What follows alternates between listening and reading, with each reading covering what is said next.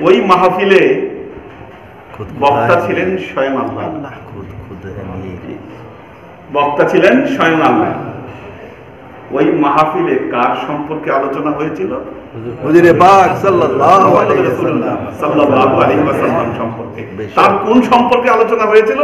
জাআকুম রাসূলুন, তোমাদের মধ্যে একজন নবী আসবে, অর্থাৎ নবীর আগমন সম্পর্কে ওই মাহফিল হয়েছিল। এটাই হচ্ছে ঈদে মিলাদুন নবী মাহফিল। সবার আগে এই মাহফিল কে আয়োজন করেছিলেন? স্বয়ং আল্লাহ। কোথায়? আল্লাহর আরশে মুআল্লায়, যেটা এই জগতের বাইরে, পৃথিবীর উপরেই সেই মাহফিল উপস্থিত হয়েছিল। এটা হচ্ছে ইশারাতুন নাস, স্মরণ করতে হবে।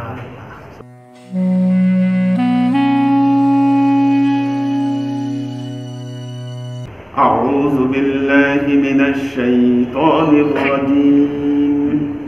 বিসমিল্লাহির রাহমানির রাহিম। وَإِذْ أَخَذَ اللَّهُ مِيثَاقَ النَّبِيِّينَ لَمَا آتَيْتُكُم مِّن كِتَابٍ وَحِكْمَةٍ ثُمَّ جَاءَكُمْ رَسُولٌ مُّصَدِّقٌ لِّمَا مَعَكُمْ وَلِتُؤْمِنُنَّ بِهِ وَلَتَنصُرُنَّهُ قال أقررتم وأخذتم على ذلكم إصري قالوا أقررنا قال فاشهدوا وأنا معكم من الشاهدين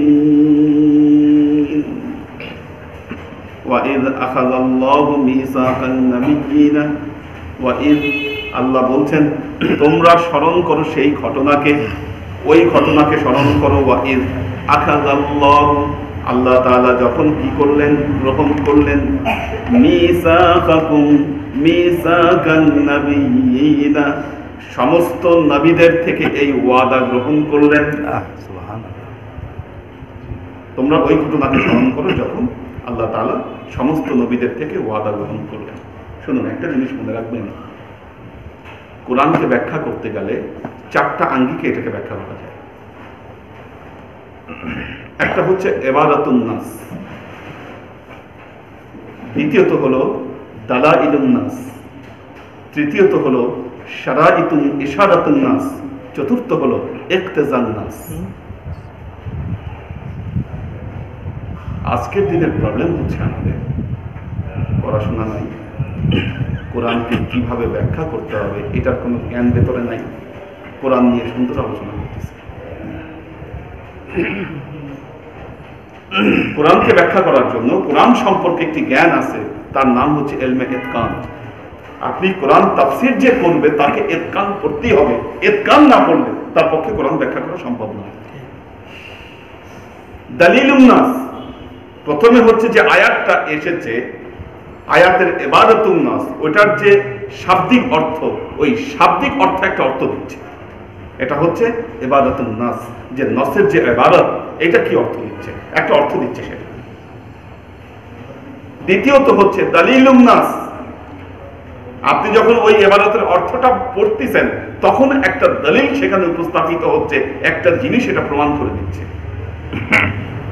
তৃতীয়ত হচ্ছে শারতুন নাস, সেটার মধ্যে ইশারাতুন নাস, ওটার মধ্যে একটা ইশারা রয়েছে। চতুর্থ হলো ইক্তেজান নাস, যখন আপনি সেই আয়াতটাকে আপনি ব্যাখ্যা করবেন, বিশ্লেষণ করবেন, তখন সেই আয়াতের ভেতরে অন্তর্নিহিত একটা বিষয় আপনি বুঝতে পারবেন। এখন দেখুন এটার ইবাদাতুন নাস আয়াতে আল্লাহ কি বলছেন?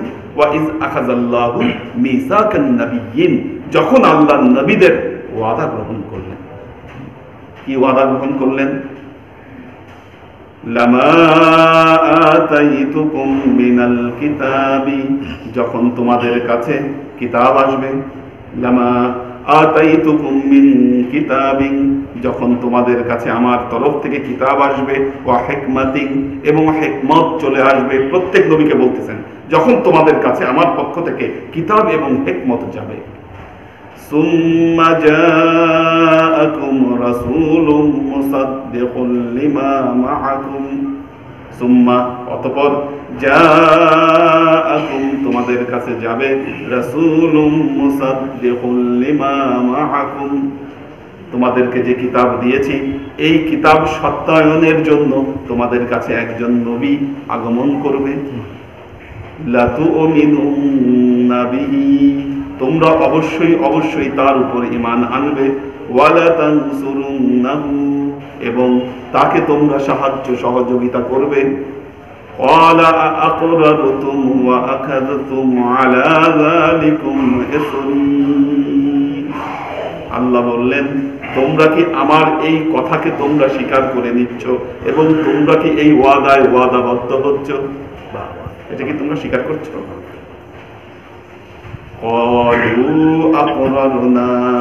সবাই বলল হ্যাঁ আল্লাহ, আমরা এটা স্বীকার করছি, আমরা এটা মেনে নিচ্ছি।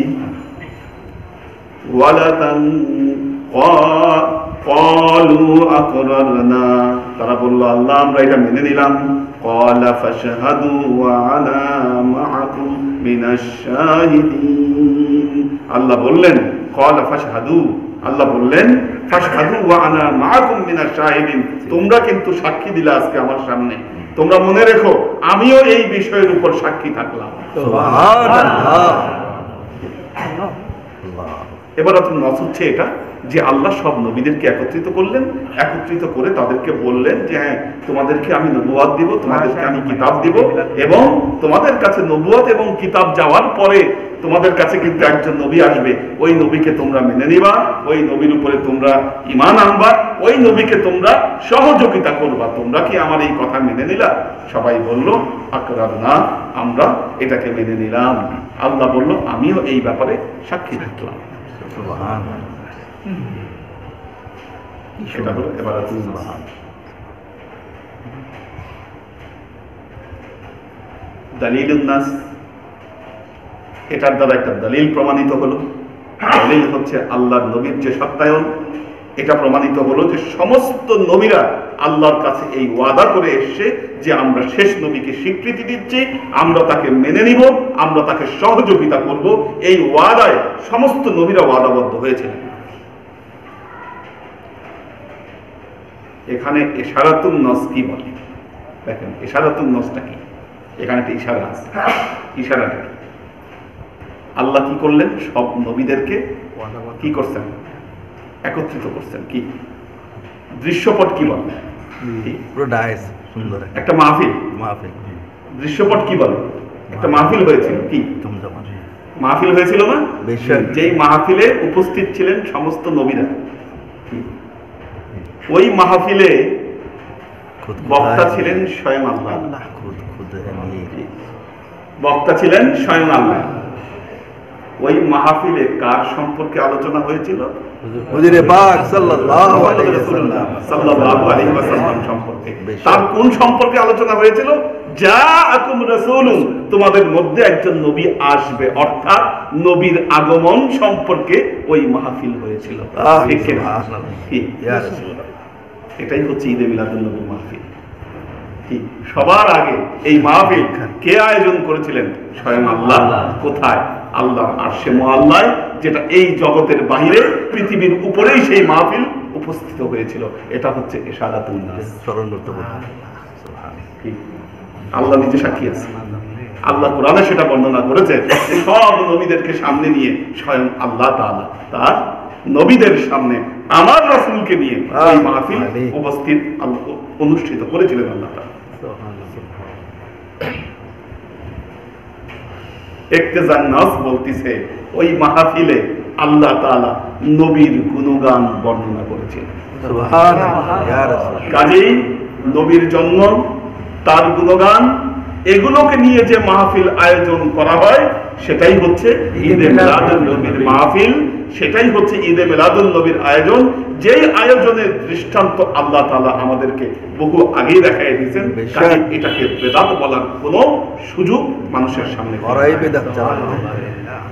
আল্লাহ বলতেছেন। এরপরে দেখেন 82 নম্বর আয়াতে, ফামান তাওয়াল্লা বা'দা যালিকা ফাউলাইকা হুমুল ফাসিকুন। ফামান তাওয়াল্লা, অতঃপর যারা মুখ ফিরাইয়ে নিবে ফামান তাওয়াল্লা বা'দা যালিকা, এই ঘটনার পর যারা নবীর কাছ থেকে মুখ ফিরাইয়ে নিবে ফাউলাইকা হুমুল ফাসিকুন, আল্লাহ তাআলা বলতেছেন এরাই হচ্ছে ফাসিক। এরা